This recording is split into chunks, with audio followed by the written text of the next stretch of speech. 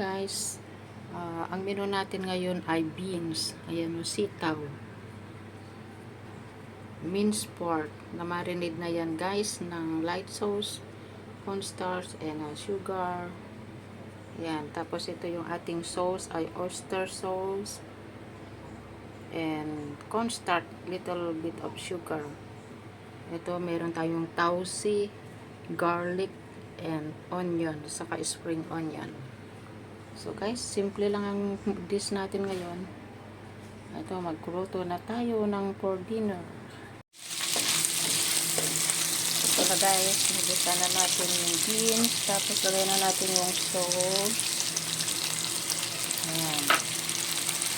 And then, yung spring onion. So, okay na to guys. Patuyuin lang ng konti.